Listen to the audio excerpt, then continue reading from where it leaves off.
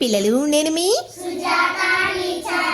ఆటలు ఆడి పాటలు పాడి అలసి వచ్చానే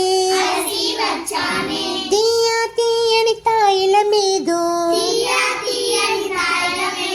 తెచ్చి పెట్టమ్మా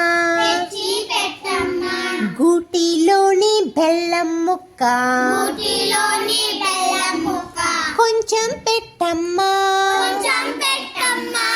చేటాలోని కొబ్బరి కోరు